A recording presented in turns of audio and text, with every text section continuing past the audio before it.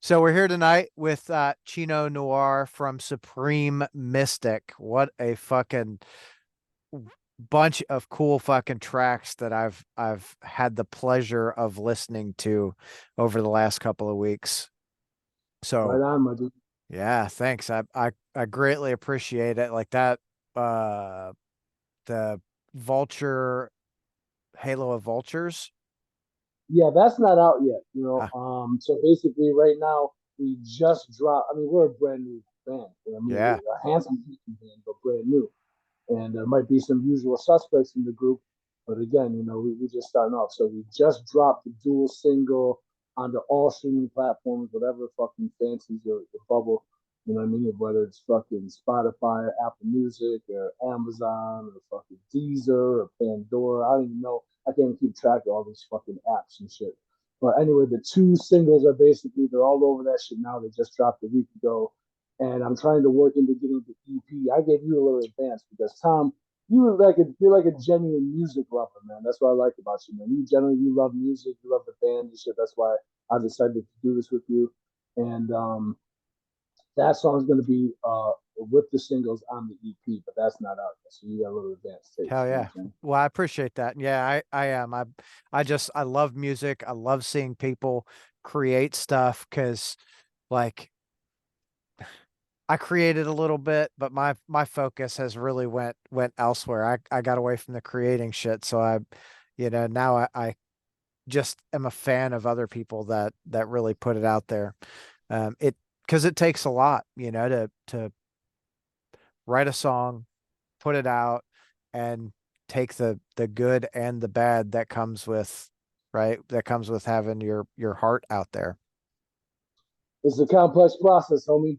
You know what I'm saying? But let's keep the main thing, and that's human expression, bro. Yeah. That's what it's all about. That's how we connect. That's how we communicate, man. I think a lot of people try to over polish and overdo shit nowadays with all the fucking, don't even get started with fucking AI.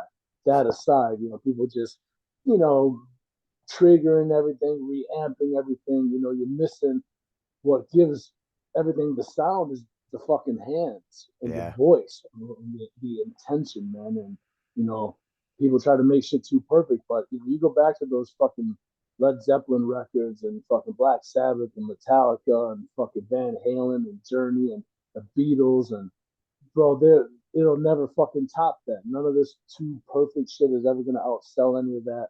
And there's a term that I learned from David Lee Roth, and he lives in Japan a lot. He uses a term called wabi-sabi. And wabi-sabi, as far as art goes, it means that which is perfect because it is imperfect. When Eddie Van Halen or Dimebag Darrell bends that note just a fucking little too high, but it's fucking amazing. And there's some nerd out there that could say, "Oh, that's not in key or whatever," but uh, you're losing the whole point, bro. Yeah. It's perfect because of the sharp edges and the rough contours and that inflection, that emotion. Um, man, we're fucking losing the whole point, bro. It's sad. You know what I It mean? well, you're absolutely Whole right, and we can look at really technical players who are, they're fucking great. They're like it's like the difference between someone who's really book smart and someone who just kind of feels it and does it, right? absolutely. So, I'm gonna ask you like uh, it's one of my things. What made you go, you know what? I want to play music. Like this person or this thing, I've got to do it. That's interesting, man. I don't know any one thing, man. I think when I was around 8 or 9, I started watching. I don't know why, but I was watching dudes play the drums. I was like, when a dude would cross over and play the drums, I thought that shit was cool. You know what I mean? And I started liking music, and I don't know,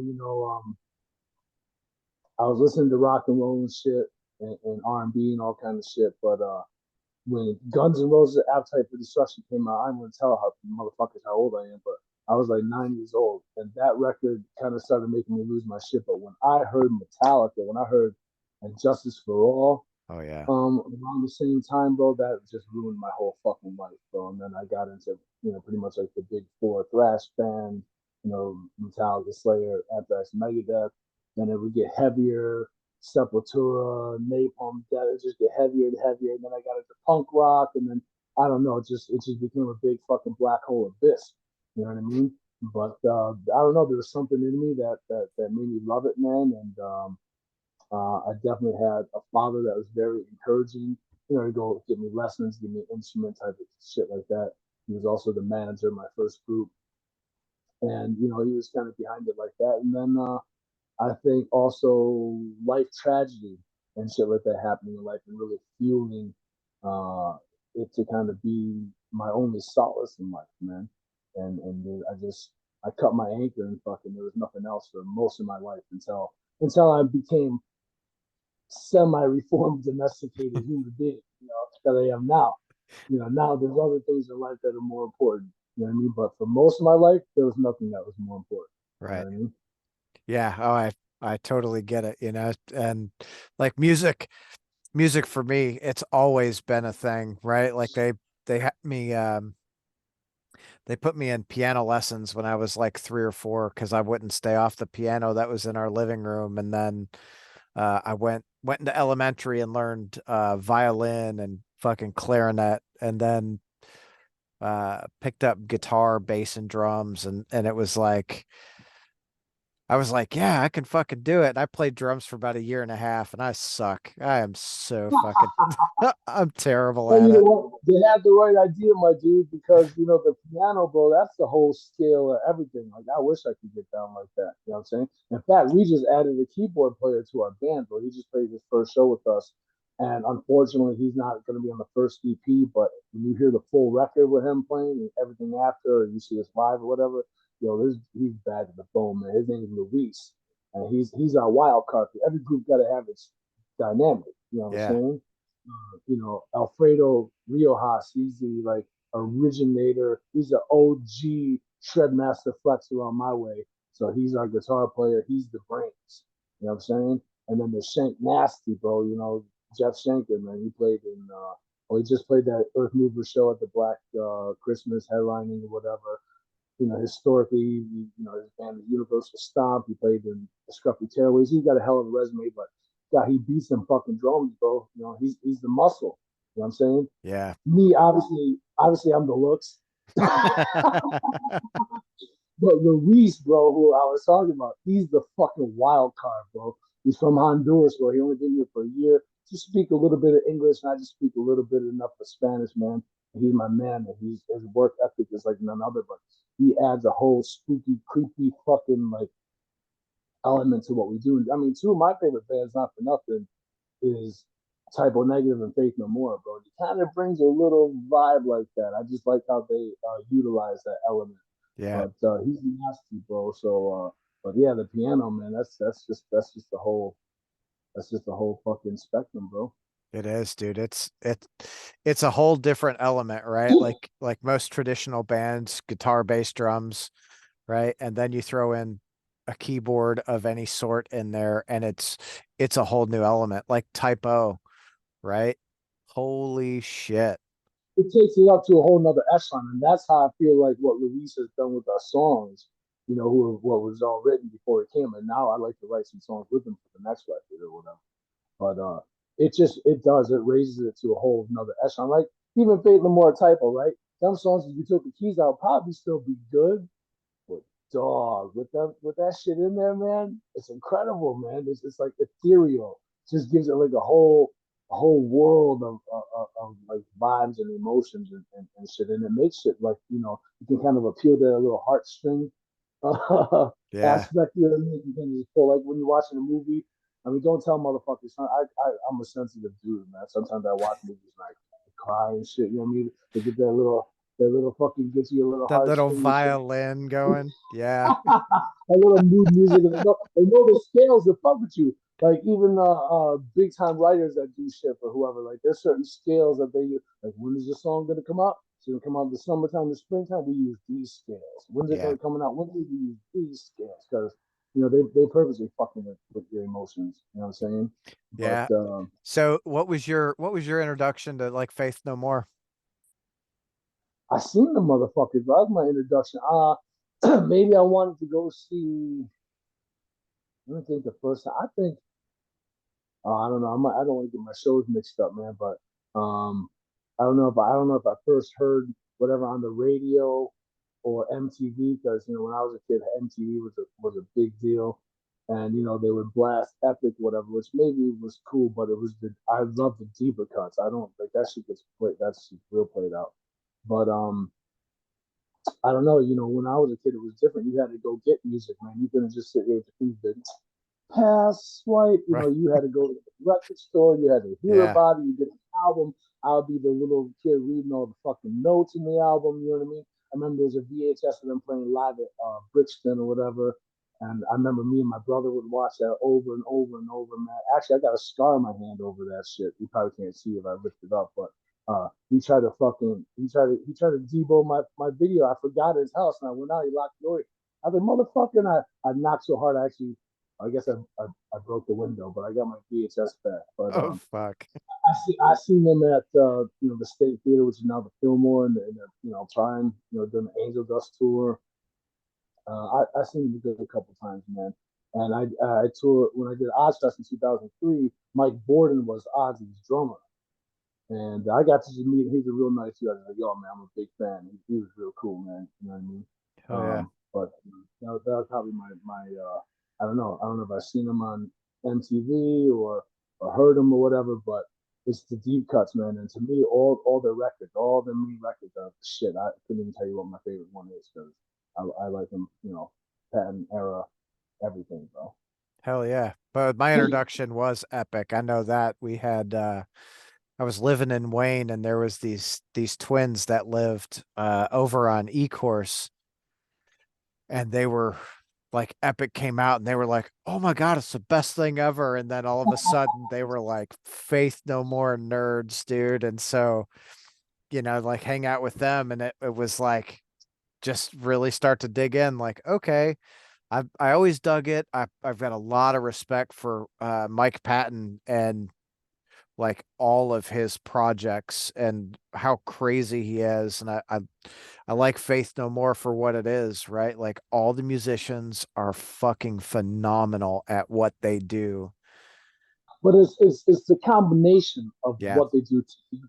You know what I'm saying? And what I love about bands like them is like they're not interested in becoming a parody of themselves, and they're right. not interested in just like like okay, look, Epic came out, they had a big radio hit. What are they doing? Angel Dust. They went the opposite way. Did what the fuck they wanted to do. You Yeah. know what I'm saying? They didn't sit there and go, "Oh, we gotta make hits. It's gotta be this song for radio. Let's make it catch." And they're good enough. They could, and they could have did shit that was honest, that was fucking good enough to be like that. That probably would have sold like crazy. You know what I mean? And if you look at it from these fucking industry vultures or whatever, they to them it was like they went downhill after that. They wanted them to be a commercial success, but to me, they only to They somebody who's a fan of them, they only evolved and got better with they every stayed true record to out. themselves, right? Which Yeah, is, you know, they're and integrity, and authenticity. That ain't a that's not a commodity that's widely available. You know what I mean? no, especially not at that level of success, right? Like a lot of bands, they taste that first. Oh man, if we use this method, right, this algorithm putting this song together, man, we can have so much more success. And you know, I'm gonna say Lamb of God. I like Lamb of God, right? So I'm not trying to like cut him. I love him. Yeah, but Randy, greatest dude ever, man. Willie, that's my fucking man. Some wild fucking, well, he used to be Yeah, real wild. if They like not, tame wild dudes now, but not love n- him. not trying to cut him down in any way, right? But like their music really evolved in the last couple of albums. It's like they're kind of turning into AC/DC, right? When you grab that album, hey, it's gonna sound like this. The drums are gonna sound the same. The guitars are gonna sound this. They have a real, a method to making their songs, which is like it works really good for them, you know? Well, I guess they say ancient Chinese secret. It's a lot easier to get something than it is to keep it. You know what I Yeah. mean? If you hold sand in your hand and you just hold it like this, the wind will blow it all away. If you just hold it like this is mine, my precious, it'll just slip through your fingers.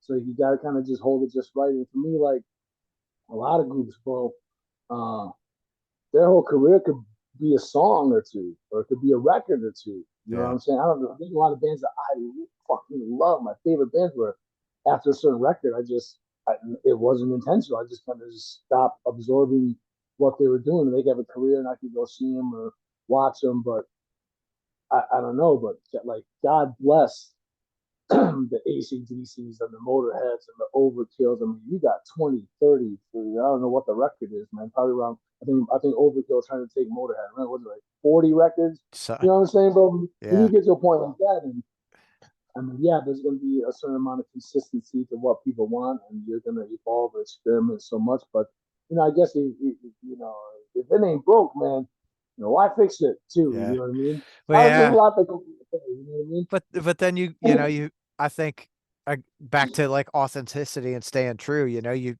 I think bands got to stay true to themselves. And if they find that, like, I'll say, like, look at Metallica, everyone like, oh, it's not, this new stuff isn't old Metallica. Well, shit, old Metallica is not old Metallica either.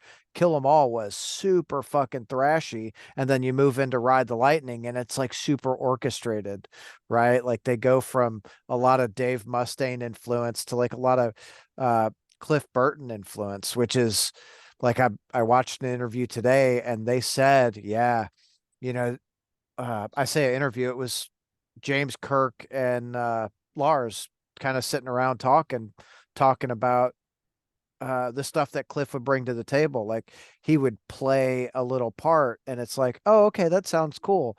And then like a week later, he'd come back and have this big opus, right? Like that's awesome. But they have continually changed through the entire career. They go from Justice, which is I I think it's my favorite fucking Metallica album, but they go from Justice to the Black Album, and then you've got Load, Reload, Saint Anger, and on down the fucking rabbit hole. Um, and for them, right, that constant evolving has worked well because their success, whether you call them sellouts or not, has just really fucking it's catapulted them to probably one of, between them and Iron Maiden, as the largest metal bands in the world. I think I would hold maybe Iron Maiden to that status, but Metallica I think is transcended beyond that status. You know what I'm saying? Sure. And definitely, yeah, you see the progression of the thrash shit and what we call the classic era, which all of us metalheads will always love the most, and Justice for All being their most epic opus. That the Black record, man, I don't think it's a bad record. I think it's a good record. They made a huge fucking jump. I don't even know almost like what could have made them gone from point A to point B, even if it just, we might say, oh, they took 2 or 3 years on it, but I mean, it's not really that long to make that huge of a jump. And that's kind of a big leap of faith, too, man. But I think that record is so good. I mean, I think it's still one of the top 5 selling albums of all time, Yeah. and it did set I know some type of precedent with SoundScan when records actually sold and people bought records. Uh, it was the number one selling album for a while, for a long time, but years and years and years later, bro. Yeah. And then yeah, they kind of step into that rock world, and for me, Load or Reload is kind of, I guess, where it kind of lost me just in the scene. There might be a song or two now I could think was all right, but then I thought this is fucking whack or whatever. Yeah. They didn't feel it. The dudes made a lot of money, whatever. They could have sucked for the rest of their life and still had a huge career. And then definitely Saint Anger, that fucking snare, man. Come on, you got all that money, your snare sounded good. I'll go get some tin foil and a pot and pan. I should have been a fucking phone book if I did a better snare sound than that. But anyway, uh, Death Magnetic, I think they kind of refound themselves a little bit. That Hardwired record I thought was good. And this new record now is kind of like, I think they kind of found a cool spot between classic Metallica, be doing some thrash and doing something that they love and is their roots, but also being, you know, 50 some 60-year-old dudes playing in the biggest rock band in the fucking world. And, there's some cool shit on it. Yeah, there's some fillers on it, but like I said, man, you're going to be in the game that long, especially if the stakes are that fucking high as Metallica. I mean, how many dudes they employ? How many people? Right. That's a whole industry. Metallica take a semi truck on tour that's a print press. And they run out of mediums of this shirt and fucking aisle C 79. They radio over the motherfuckers. They print more of them and they bring them out to the. You know what I'm saying, bro? That's Metallica, wild. bro. Yeah. You know, like hey, it's a whole nother fucking thing, but that's some high stakes shit, man. And God bless them, man. Because like I said, it's harder to keep something than it is to get it. So I mean, I guess that's the art of the surf, bro. You know what I Yeah. mean? Well, and I think to your first point about like the Black Album, I think Bob Rock really helped hone that fucking album and bring that out in them. And they were, they were searching for that. They wanted something that was different.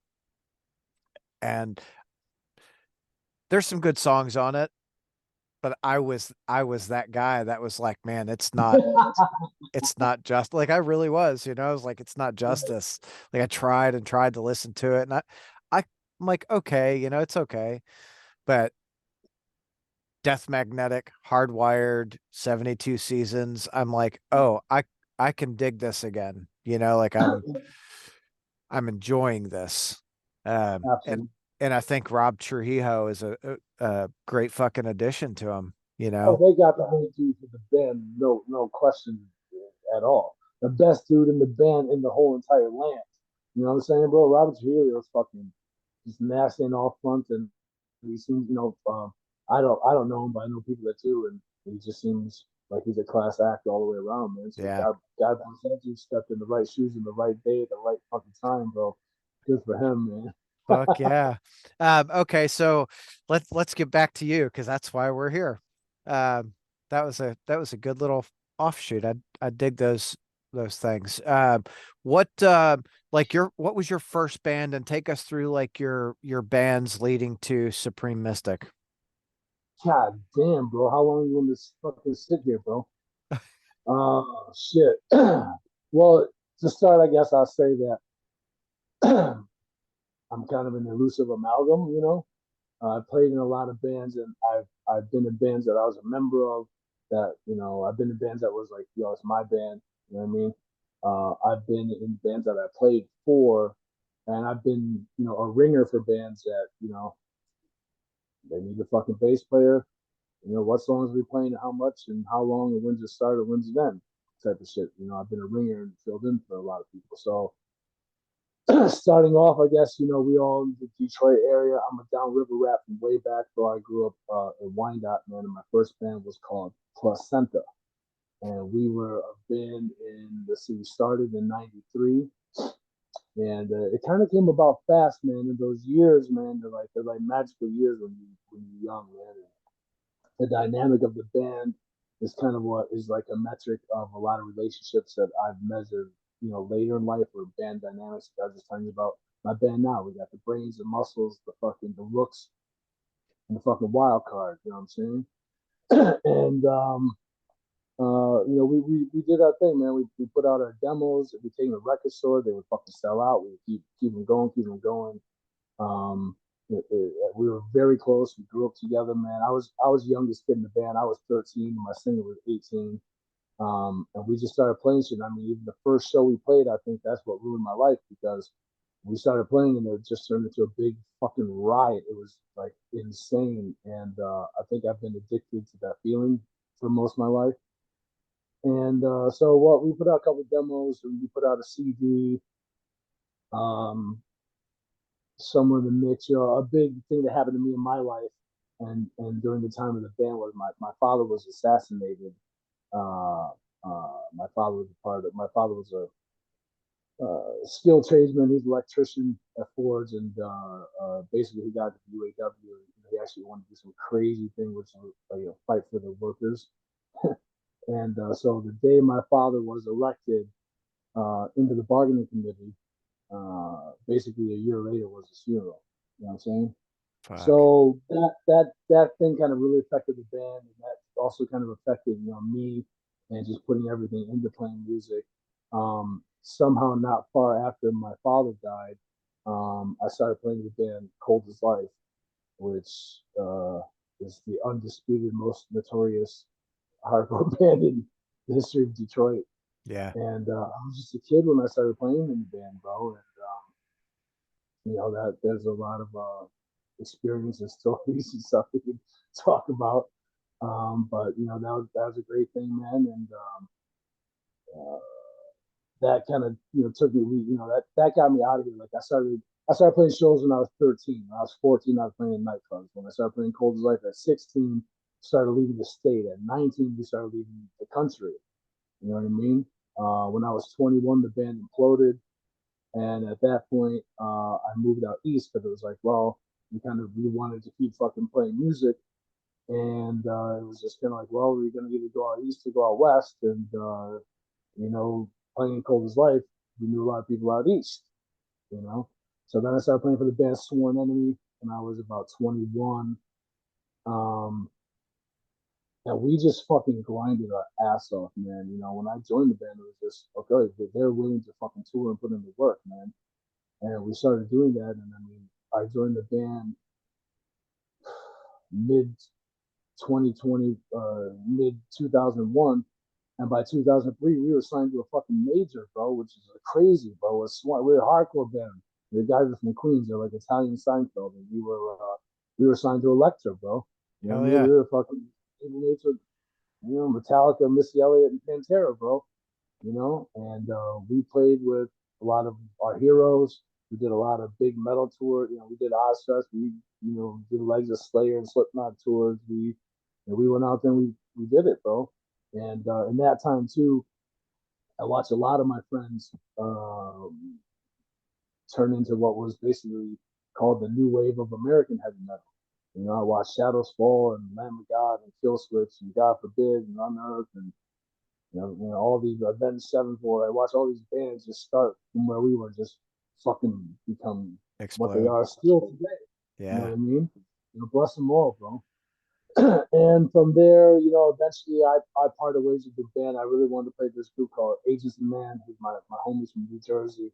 And they're on some different kind of fucking creative level, man. It's musically one of the most incredible bands I played in. I think I learned a lot creatively, and it kind of brought me out of just my little angry little box. We had a real singer, and it was my best dudes out there, still is, man. And we did a lot. But at that time, also, like then I started getting pulled to playing like different bands. So I was playing in Marauder at the same time I was playing Agents of Man. And then when that was kind of ending, I ended up filling in for Terror. I filled in for Danny Diablo, which then turned into Scarhead for a couple of years. Then I filled in for Ignacio Front. I filled in for Madball. I filled in for Murphy's Law. I filled in for Bulldoze. Yeah, I'm probably forgetting tons of bands too. Oh, I played for the Cro-Mags for 4 years with John and Mac. That was great. You know what I mean? Agent Novello playing guitar. And Leeway's like still one of my favorite fucking bands on the planet, bro. You know what I'm saying? So just a lot of playing, through the years, man. And then I think around 2013, around the end of the year, I kind of stopped touring. It's all I did for you know, 15, 20 years or so, like from basically 93 to 2013. That's all I did was play music, bro. Yeah. My mom got sick. I had my daughter. A lot of life changes. I think I was kind of on empty. Oh, another band I want to mention was my band at the end too. Me and Carl from Earth Crisis and my best friend Paulie, who I played with this one enemy, and Eddie Ortiz, and we made a band called Vehement Serenade. And it's a record I'm real proud of. I just seen Carl. He came through town, man. We're real proud of the record, man. We just been playing. Went to Japan. We just in Canada and some U.S. and shit, but couldn't get fully behind it because there was just no one behind us. It was us, and I think I was running on E. Financially, emotionally, there's a lot of shit going on. I had a fucking kid. That's a new Oh yeah. thing to me, bro. You know what I mean? And then another thing would be like when I had my daughter, bro, it'd be like like your comfort zone is to be at home. That's any normal human being's comfort zone. But I was gone so much for so many years, then your comfort zone is fucking leaving and going, and you're a rock and roll pirate. You know what I'm saying? And That's a good way to put it. it's true. It's what it is. You're on a fucking rock and roll pirate ship, bro. And I always see them as three disciplines, bro. You're a student, You know, I'm someone trying to play the arts and evolve as an artist. I'm watching other bands and seeing what they do every night that works. I'm seeing someone might they might do 100 things right, might do one terrible fucking thing. Someone might do 10 terrible things, but one great thing. And you know, you're kind of a student, you're observing. You're an athlete, or at least you know the way that I would perform was very athletic and shit. And so I'd have to be conditioned, I'd have to be in shape, or you know, cardio, exercise. You know, my shins, my knees, my ankles will take a beating. And then you're kind of a soldier, bro, because you know you out there in the world, bro. You traveling around the fucking world. I've played on 5 continents, you know, over, I don't know, 30, 40 countries, man. You're in some place different every day. Bunch of people. I, God, we can sit and talk forever about shit that's happened, the good, the bad, and the ugly, man. And you got to watch out for your shit and watch out for your people. You got to pack and move. And, you know, you're kind of setting up camp. You go somewhere, you fucking move in like you fucking live there. And then you fucking pack up and you're out, bro. Keep marching along, man.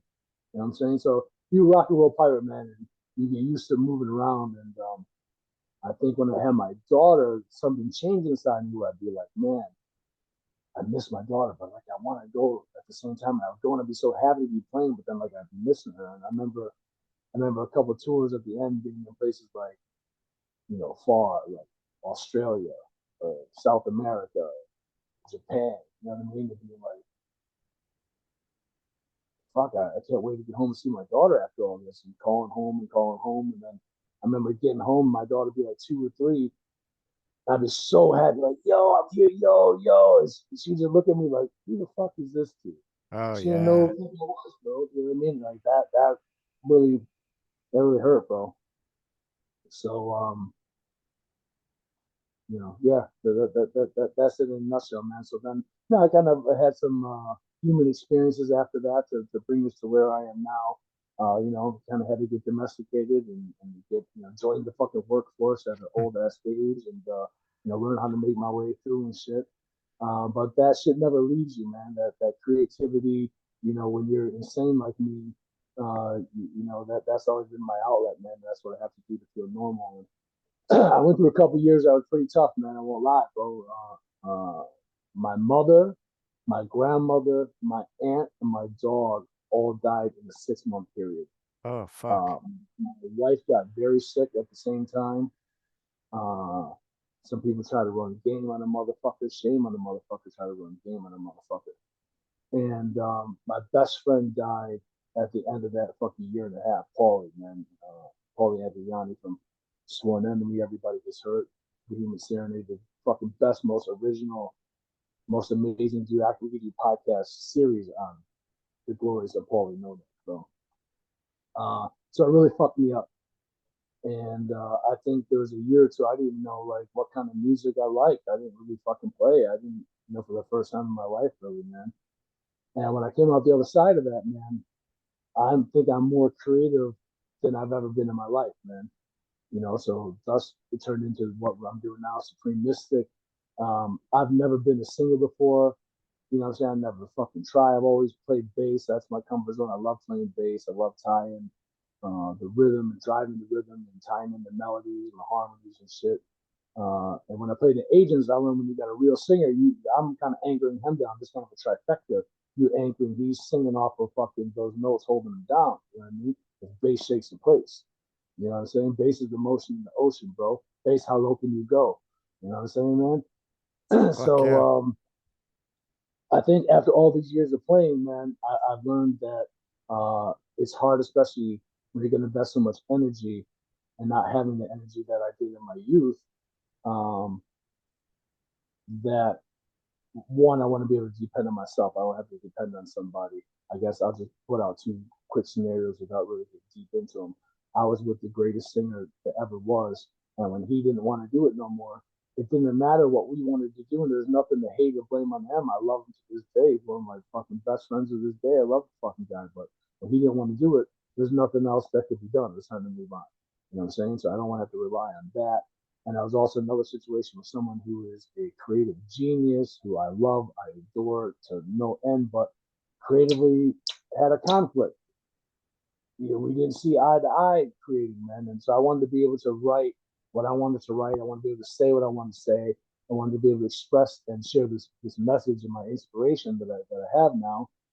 And I didn't want to be bogged down by either scenario. So I thought the best thing that I could do for the sanctity of my sanity and the survival of the entity was to sing. And you know, I never had the voice. I never, I still won't really consider myself, a singer. I mean, obviously, I got the looks. Obviously, I got the looks. But the voice, I don't know how to find it, man. So I think I realized a lot of my favorite singers aren't even really good singers. Right. You know what I'm saying? There's no fucking opera over here, bro. Lemmy don't sing no opera. He's one of my favorite singers. You know what I'm saying? Kurt Cobain, the dude ain't got some huge range, but he wrote some good songs. You know what I'm saying? We can go on and on and on. James Hetfield. You know what I'm saying, bro? It's in connecting with people, and I enjoy to write. I really like to write the lyrics and stuff. So, thus birthed this new project, Supreme Mystic. um, I originally had a collaborator or two when I started with the group, but they unfortunately went through what I went through, man. They each lost a parent in the process over the course of like a year and a half, man. Mhm. And I know that it really hurt them, and I seen them going through what I went through, and I knew that they come out the other end, but I knew right now they gotta go through what they're going through. You know what I mean? And they understood that I came out the other end and I'm getting beautiful and I'm ready to do it. And I mean, beige don't age, but I ain't getting no younger either, homie. You know what I'm Right. saying, bro? So I was ready to do it. The time was now, man. Especially after this whole world got fucking sidelined by that fucking goddamn COVID and shit. You know what I mean? I was ready to fucking do it, bro. So the only way to replace irreplaceable people is to find two other irreplaceable people. And that's what I did, man. That's why, the first thing I had to do, went to Alfie, went to Jeff Shanker, man, because I know that we were gonna fucking hit it. And do, man, we're a powerful trifecta. And now we added Louise playing the keys, man, and now we birthed it, launched it, and we in motion. That kind of takes us up to now, bro. And I would have to say that I think this is the best work that I've ever done in my life, and it's definitely the most meaningful too. Because we all talk, we all speak, we all do whatever, but like, what is the quality of your words? Yeah. You know what I'm saying? I tell my whole life I played the band. Like, what was the message? What was the upliftment? What was the intelligence factor? What was the insight? Or was I just like stirring people up to? I don't know. I've had a lot of people tell me shit like, "Yo, man, things that record got me through a hard time," or fucking, I relate to this and that. And I get that. And that's cool that we can help each other vent and express ourselves. But besides just like stirring up anger or pointing out the obvious ills of the world, what's the solution? You know what I'm saying? So that's where this differs, man. Supreme Mystic is kind of on a little bit of a deeper thing. There's a surface level to it that we can all get down to and bob ahead to, but there's a deeper meaning for the actual seeker. You know what I mean? So this is my best work that I've ever done, and the most meaningful. Hell yeah, dude. Well, I'm glad to hear that. That was a I didn't realize you had played with so many people and You been can stop me at any time. You wind me no, no, up, bro. no, Now, dude. I'm I'm fucking down. Like that's like I do this because I want to learn. Like my thing is I love people. I love humans, right? And learning about them and especially, right, musicians and music and bands they've played with and shit like that. Like that's my fuel every fucking day, man. I could talk to people all day, every day, and it like doing this, and it wouldn't phase me. I would love it, dude. I soak this shit in. Like my wife's like, she's a nurse. She goes, man, I work, I come home, I want to crash out. Like I've been going since 5 this morning. I could literally talk to people until till midnight tonight. I don't give a shit. She's like, you're wild. My cat's laying right here next to me. it's funny they say that people are either more interested in things or more interested in people. Like this is a different kind of person. They actually say in a general way, and obviously I'm not speaking for everyone out there. Go get your fucking underwear, panties, or your jock strap, whatever you wear in a bunch. But they say generally men are more interested in things, and women generally tend to be more interested in people. And I find people and women more interesting than men and things. Yeah. That's I agree with that. Yeah. But being a nurse, it could be like your wife being a nurse. That's a people job. I mean, that's a job being interested in people. You know what I'm yeah. saying? And being a communicator, that's something being interested in being in people. And I think even being a musician, that's something that's more interested in like you said, there's virtuoso and they're excellent and we can all applaud them and love what they do. But I mean, I don't know. That really, you know what I mean? Like, Ingrid's a great guitar player, but like, if you hear the dude talk for too long, but it's probably going to slap him. You know what I'm saying, bro? Because it's just not interesting. That's cool. You can fucking play, but what do you utilize that for? Like Eddie Van Halen, he's a virtuoso, but he will play in a way that you can relate to and be like, that's badass. Or like, Yeah. click with not just music for nerds, it's music for everybody. Again, maybe that's also a collaboration with the group or It whatever. it was the But band, I right? think yeah, it's a band. But I think it's more interesting. Like, how do you click with people? How do you communicate? How do you that whole exchange and interplay? And definitely playing live, man. You're giving energy, you're putting it out, and then fucking you get it back. When you get it back, that's a beautiful thing. And you give more, and that whole exchange, man, it's a beautiful fucking art, man. And again, it's something I think I've been addicted to most of my fucking life, bro. I could have been something. So yeah, I could have been a hand model. I could have been maybe an engineer, like a smart dude, like a philosopher or some shit. Who Uh, knows what I could have been, Dude, you're dude. still there, right? And you don't want to be a philosopher because they're never recognized until hundreds of years after they're dead. Or if you're real good at it, you get fucking killed, bro. You know what I'm That yeah. Oh shit. Um, so out of all your like live experience, what is there a tour or a show or a moment that just jumps out at you and you're like, this is the moment for me that so far has been just out of this fucking world. That's touche. That's interesting. One, I'll say the sum of all the experiences is interesting because I think the sum of all the experiences has led me to where I'm at now. Yeah. Whether it been my natural disposition to how to play, things that I've evolved with in my playing or learned along the way, or playing with shit that ain't even necessarily my style of how to play, but having to do that to fit whatever role. You know what I'm saying? Um, as far as live experiences, I mean, well, one thing, Ozfest will always be one of the coolest summers that me and everyone who experienced it, for all of us, everyone that was in Sworn Enemy that I was in at that time, everyone that's in Shadows Fall, Kill Switch Engage, everyone that we did that together, that'll always be one of the most special fucking summers ever, dude. That was a great fucking summer, man. Um, lot of fun shit traveling around. Definitely fond of Europe. Definitely fond of Japan. Um, Australia. I did the Soundwave tour, man. That was the most impressive organized thing I think I've ever fucking seen in my life, bro. You know what I'm saying? Because uh, well, like Ozfest is super organized. Ozfest was like 5 minute set changes, so that means 2.5 minutes someone's got to get the fuck off, and 2.5 minutes someone's got to get Coming the fuck on. on. Yeah. And they did it because you had 5 back lines. So the back is up. You don't go off back. Back is up. That's it. The side is off. You don't reverse the traffic. You know what I'm saying? So once one back line is done and it rolls off, the other four move up. The fifth is coming up behind it, and they have three drum risers. So when this dude's done, next dude's ready, and other dude's pretty much ready. Now this dude becomes the one after him, and they kept it moving pretty fucking good, and definitely learned a lot. That was also kind of like a little like a boot camp, learned a lot. Socks would be fucking yelling, 2 minutes! His voice would be fucking gone. You know what I mean? There's a clock on the stage. I don't care what your cell phone says. That's what time it is. You know what I mean? Don't say, no, it's 2 minutes different. No, mine's 5 minutes. No, no, no, bro. You know what I mean? So that always stick in my head.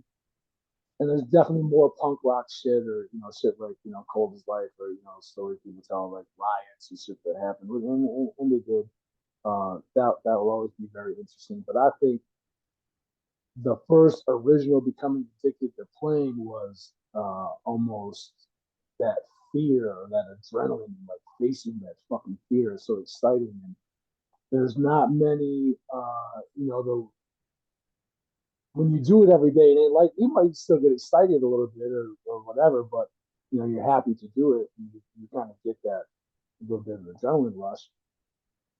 But there's a couple shows that really stick out in my head where it was something else kind of was going on, and it really and in fact I told some of these on a podcast I did recently. Um, One of them was on the when we did Ozfest, there was off days because there was only Ozzy couldn't play every night. Maybe Hmm. Ozfest would be like one on, one off, two on, one off. You know what I mean? It would be maybe you're playing about 4 times a week. So the other, we ain't getting paid however much someone else getting paid. We had to go play shows. We got to keep the fucking boat rolling. So you're doing off dates, and every off date has to be 150 miles outside of any Ozfest fucking market. And you're playing at nighttime, and then you got to get back to whatever shit to fucking be there in the morning. It's a big whole fucking thing. So one of the Ozfest off dates, I'll always remember this show because the package was dope. It was Cradle of Filth, um, Shadows Fall, and Kill Switch with Flip Flop, and Sworn Enemy opened. So one time we played this theater in Montreal, and it's right down the street from Le Fou Fou. It's like on the same block. I can't remember what it was called. Maybe it's like a 3,000, 3,500 seater or whatever. And the thing is, when opening up a show like this, man, generally the best thing is to go on an hour after Doors. the doors. Yeah, because everyone gets in, everyone's ready. Because if you on a half hour after, then not everyone got in, or some people might just came to see you, they missed you, or they saw the last 2 songs, or what I'm saying. So Lorenzo was always like the real. And again, Lorenzo's another dude. You could do a series of podcasts about Lorenzo Antonucci. He's a fucking movie star now. I love the fucking guy. He was like the Angie Dice Clay of fucking hardcore. He's forever. He's the infamy of fucking all the stories. Great guy. He would always bust Martin's ball. Martin was the tour manager of Cradle of Filth. He's a big Ragnar Lothbrok Viking, red haired fucking Eric the Red motherfucker. And he would always be, come on, come on, what time are you playing? He would always be up his ass. So I remember one time in Montreal, he was writing down the things that getting ready to print them out. And he looked over at us and he like smirked at us.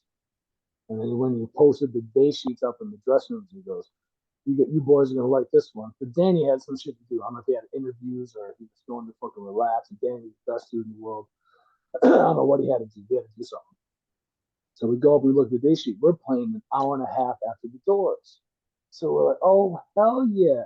So, we know where to get in trouble in town and get back in time, man. So that's what we did. And we got back. But when we got back, bro, not only was that place completely fucking packed to the brim, but them black metal motherfuckers been in there for like, 45 minutes too long. And they were fucking hungry. It was like the whole fucking place. Cradle of filth. Cradle of filth. Cradle of like the whole fucking place, bro. You know what I'm saying? And I was like, God damn it. There's only 3 things that's gonna happen, bro. Sometimes when you're open, you get out there, you kind of gotta you play, you kind of gotta you win them over. They don't know you, they start to like you, get that vibe, and by the end, you kind of got them. Those are ones you kind of go out and eat shit, and maybe they don't love you, but some people like you, or just you gotta get people looking at you or whatever. And sometimes you're gonna go out there and go, bah, and that first shit that you hit, motherfuckers go nuts. It's gonna be one of the 3. Didn't know what it was gonna be. I didn't want to go get my fucking car. I told Maverick, go get my shit, turn my shit on, bring my shit over here on the side of the stage. I didn't want to fucking walk out into it. These people were going crazy. Right. We came out, bro, and as soon as we hit that first note, motherfuckers exploded. And it was fucking awesome. But like, that is a show I'll always remember because of that adrenaline factor, because it was just, there was something extra going on. And I told this one on the other podcast, but I'm going to tell it again because it has to do what we're talking about. I filled in for Madball in South America, and the tour was the Nazi Fun and Madball.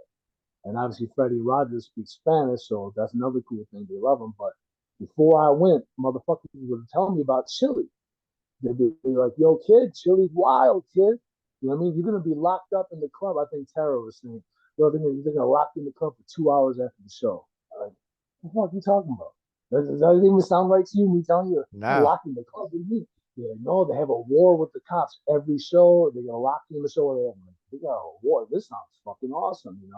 And I remember Hoya would be like, now I know what Slayer feels like or whatever. So I was really interested to see what the fuck this was all about.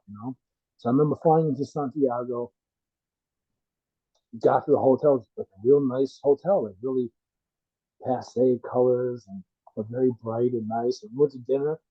Dinner was really nice, you know what I mean? Ate a nice way. Went back to the hotel, took a nap. And then there was like lobby call or whatever. So both bands, we get down there, we're laughing, everyone's a character, stumbling into a fucking shuttle bus. And it drives and drives and drives. And you get to a certain spot and it just parks. And we bullshit for a while, but after a while, like, what the fuck are you doing sitting here, bro? And then there's like a park across the street, and I see some kids randomly staggering around. They got like misfit shirts or discharge shirts or some sort of like one of them kids at the show. All of a sudden, the chick gets a call on the radio. Vamonos, rapido, rapido, vamonos. It's like some big fucking intense. Okay, so we gotta hurry. And we drive. We turn like a block, whatever. We turn. We get in front of the club, bro. Yo, motherfucker, there's a tank in the middle of the street. Now, it ain't got a gun on it, but it got a battering ram on this fucking tank. And it's got a fire hose, and the whole street's fucking wet. You know what I'm saying? This club is fucking sold out. It's like a mid-sized theater. It's sold out, and the club is locked. All the kids are in there. It's locked, and they got a barricade all the way in front of the club. And they call them police, but these motherfuckers, like to me, look like the military. These Military, niggas are yeah. fatigues. They got fucking boots on. They got batons. You know what I'm saying? And they're all like this. Here's the main entrance, and then there's the side entrance. And they see us coming. They break formation around the sides. They even take the barricades like this. We back in. They surround us. Okay, and then they open the door and go run like this, bro. Yo, we running into this fucking club. I seen 2 or 3 kids come out of nowhere. Like I didn't know where these like Batman, Spider Man shit. Like, I didn't know where these dudes came from, bro. And they would grab these kids, going bing, bing, bing, and batoning them and shit. Like what the fuck, bro? We get into the club and it goes in the dressing room, which is under the stage. Now there's no way into general population whatsoever. You know what I'm saying? And I've seen a couple other spots like this, different cars where, you had like ways in and out, and they would say in Spanish, salida, exit. But at this shit in Chile, it had an arrow to the door. That's just an escape in English. You know what I'm saying? So when we got into this club, bro, this place was roaring. It sounded like you were in an empty dinosaur stomach. The motherfucker was hungry for like 2 years, didn't eat Oh fucking nothing. shit. These motherfuckers are going wild, bro. And sure as shit, the moment of fucking going up there and playing, wild, bro. And in between every song, there, ole, ole, ole, ole, Yeah. man. They do it to every band or whatever. They throw their whatever local team jersey up there, and Freddie puts on. They go fucking crazy, bro. So when the show is over, yeah, very memorable show. Very fucking got all the goose hair standing out. Got the adrenaline. Love it. Soon I was done. The promoter was like, "Give me a bass. Give me a bass." I handed him my bass, and he goes, "Run, run like that, bro." We ran out of it. I grabbed my shit from the dressing room, and like I never lose shit. I was telling you about that, like soldier mentality, keeping everything together, and I keep my shit in a certain way. Yeah. I think I lost my shoes, and I had a napalm death shirt. I think I lost, bro. And I fucking we ran into the fucking thing. And then we just pulled off. So what they did is they left everyone locked in the club. We ran out and fucking took off. And then they opened the doors and said, "Fuck you guys, they're gone." And then there was no war that night. But I guess what it is, they just want to see the band. They excited to see motherfuckers. I don't know if they want pictures or autograph. They just want to see, yo, I love you. You know what I mean? And like the police trying to disperse them. And if maybe they just let them hang out or they It facilitate wouldn't some be out. so crazy. Yeah, but it's just like, no, it's gotta be like that. And I mean, it's literally like, I guess they fucking riot like that. You know what I'm saying, bro? That'll always be something that's fucking very memorable. You know what I'm saying? I mean, there's tons of shit, but that's the idea. It just shows that we're like so, uh, that adrenaline just fucking pumping, man. There's some extraordinary circumstance that made it extra exciting and some extra fear more than the ordinary. Because you do the shit every day, man. You just, you know, you're happy to do it. You get the adrenaline dump, but it ain't, it's not scary. You know what I mean? So, No, but it's but cool to have those, have those experiences and be able to relay it, right? And to go all over the world and see how different crowds react to the bands. You know, Absolutely.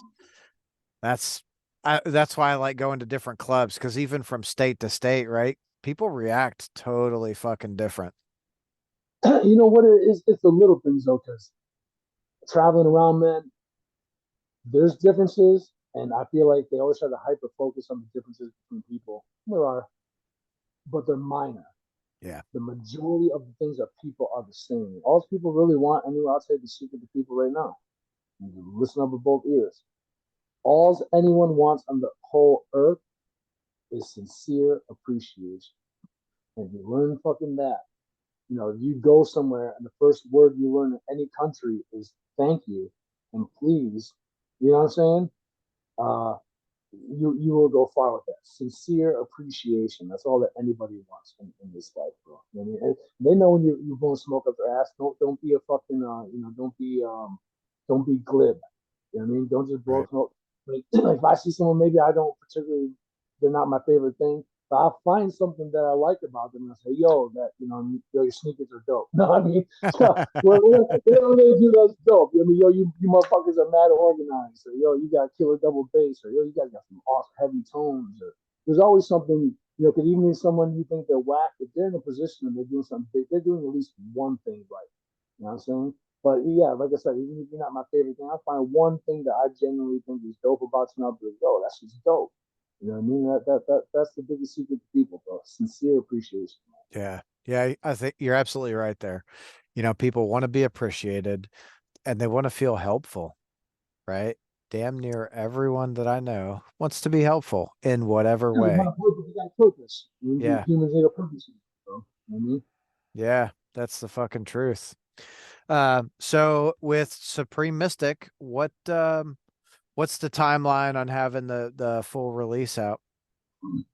Well, as you know, man, people absorb music differently than when we was younger. You know what I'm saying? I'm used to the albums, putting out albums, getting albums, looking at albums. You know what I mean? And now the attention span is so short, it shit is so oversaturated. So for new bands, some of my younger homies, my young generals, I salute you. Uh, Kind of put me hip to game that maybe the best idea for new band is not to put out a record because it's just gonna go right over everyone's head. You just put out a fucking record. And also another thing is a record now is 8 songs is a record. That's a folder. You put anything Yeah. more on there, people aren't absorbing it. You're not getting paid no more. You know what I'm saying? It's too fucking long. I remember them 15, 18 song albums, 12-song albums. You Yeah. know what I mean? Now it's more just like 8 songs, bro. So what we're doing is first we just released a double single, like I said when we started this thing. We released a double Yep. single. The first song called Stealing Beauty, and the second song is our namesake Supreme Mystic. Um, that's a good introduction to band. So I hope people start feeling that. And then we'll put out the first EP, probably on the heels of the next show, which is in March, which just got announced today pretty much. I'm going to try to put out the EP around then. It's going to be 4 tracks. Then that should be enough for to kind of get the sync in people's heads, to kind of people start catching along, start get the taste for, and if we get the fucking hook in their mouth and start reeling them in, then we'll put out another EP, let's say maybe summertime or midsummer, late summer, and then as people keep feeling and getting used to it, wanting more, then we'll drop the full length. Tentatively right now, I'd like to say in fall of this year, we'll put out the Okay. full length, and then it's time for the hip hop remix. You're gonna get good old Freddie to come and do a hip hop album with you. No, no, no. I got some hip hop dudes in the D, man, that are not only I grew up with them that are damn special to me, but that are talented off the fucking chart. For Talented, sure. bro.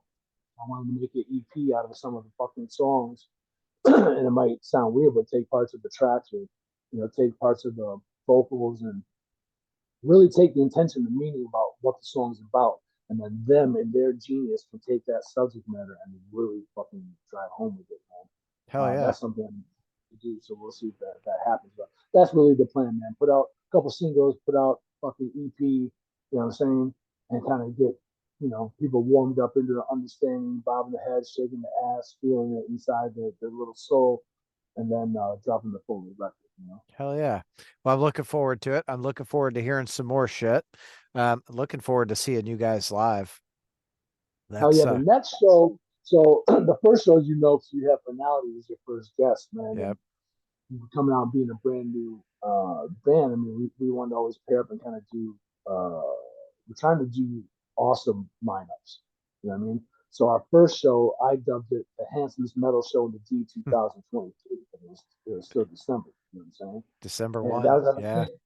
December 1, man. Oh, good memory, man. And that was at the Sanctuary, which is, you know, a great spot to see shows around here. It's also voted the #1 metal venue. So we was doing a metal show, bro.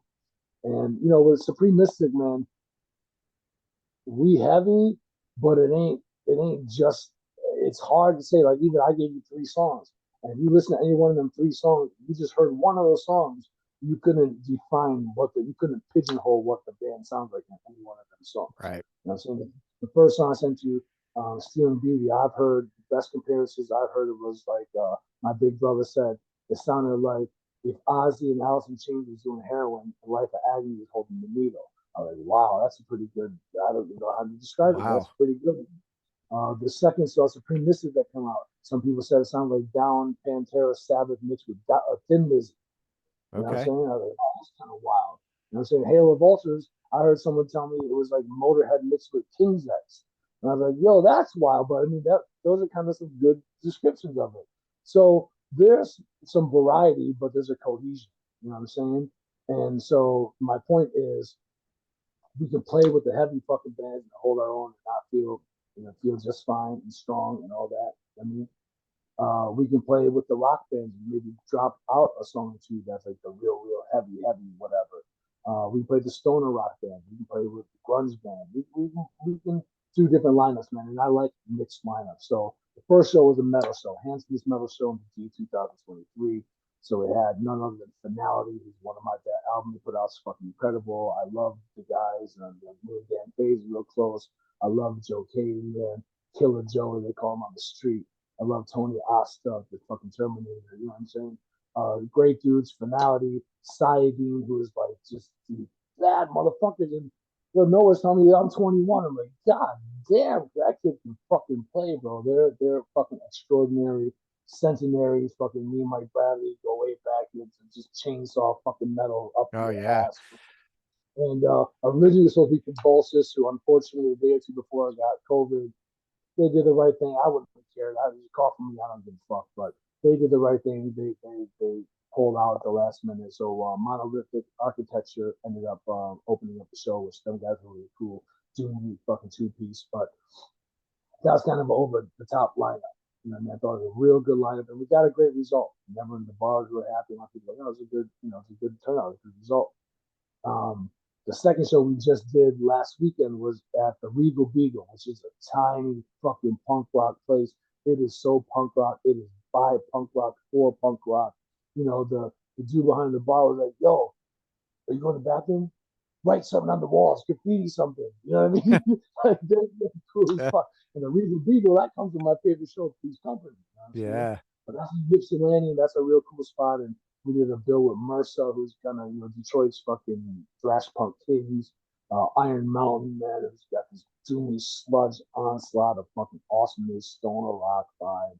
And -9 opened up, man. They're Gypsy mainstay. They're a 2-piece grind funk thrash fucking extravaganza, man. That was a really cool fucking bill.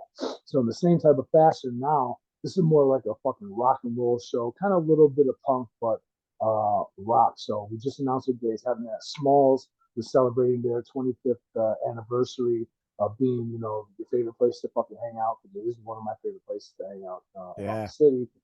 um, so it's going to be Super Devil headlining, Busby Death Chair, Supreme Mystic, War Horses, who I really dig the fuck out of. I think they're a real cool band. And Angel and Mars is opening, man. And they're a fucking really cool band. So, like, it's an extraordinary lineup. It's a little bit more rock. So, we're going to take our 2 real metal songs out the bill and kind of flip one that's a little bit more rock into the bill, play the primary shit, and do a punk cover. So, go ahead, take your Hell vote for yeah. what you should I, do. But I I haven't been to Smalls in a minute. Last time I was there, I think I saw GBH and what was Oh, it? shit. Yeah, dude, it was a killer show, probably 2010, I think. So Oh, you've been in a while, bro. yeah, that's what I God, said. yeah. Well, maybe it's time to come out and fucking hang out, bro, because Hell yeah. this is gonna be a wild one. This is gonna be Hold a on. wild one. So, March what? oh, it's oh, you by memory. I write shit down. It's gonna be Saturday, March the 9th. Oh Saturday, shit. March the 9th. I'm gonna be in Indianapolis on the 9th. A safe Like, travels to you. yeah, I'll catch you for sure. But that Yeah, like you catch it. I'm Catch I'm that. like I asked because I just confirmed the 9th like fucking 3 hours ago because there's a You got another memory, bro. dude, well, it's not that good.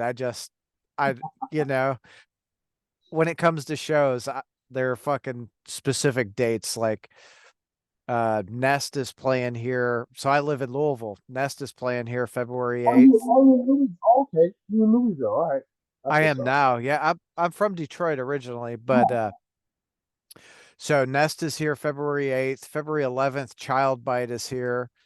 oh shit. Um, man, you guys got to come down here. We got some cool little venues, dude. I think you guys will We, we, enjoy. we, we need to, man. Right now, just trying to get the momentum. This will be our third show, and all the shows so far have been fucking killer, man. So we're kind of picking up momentum, get the music out there, but kind of waiting for the snow to thaw. Yeah. And then we'll be trying to get out a little bit more, get out to Chicago and Cleveland and Indy and Louisiana, fucking Louisville, St. Louis, St. fucking Louis, shit like that, maybe in the PA a little bit. And then around here, there's Lansing, Bay City, Grand Rapids, Flint, you know what I mean? Because, we're a newer band, we probably have the luxury to play a little bit more, especially if the bills are different, the Yeah. sides of town are different or whatever. But, you can't overplay in one fucking place either. So No, we'll kind of gradually get out in the region and just see where the wind takes it. You know what I mean? On this fucking rock and roll pirate ship, though. hell yeah. Rock and roll pirate ship. I love that. Fucking love that. All right. Chino, like we're gonna have to do this again because I'm really digging this fucking conversation. We're I think a little over an hour in, and to be frank, I gotta go eat dinner and get ready because 5 a.m. is gonna come early, and I've got to finish editing this other video I got going on. Right on, my dude. Well, yo, it's a pleasure, man. Like I said, I know that you're a very genuine music lover. I've been watching the interviews that you've been throwing together, starting out this venture, man, which I'm cheering for your success.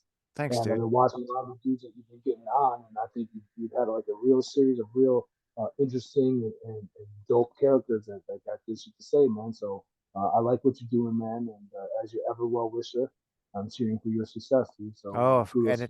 it goes the same way, dude. I want to see good shit come for Supreme Mystic and you, right? Like we got to do it together. We got to all cheer for each other.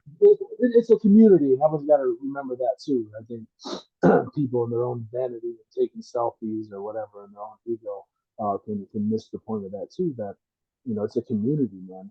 Yeah. There's a back and forth exchange, and without that community, I mean, it's really nothing. It's just a bunch of people sitting around fucking worshiping themselves, and that's Yeah. anti. I'm just It saying, is, bro. dude.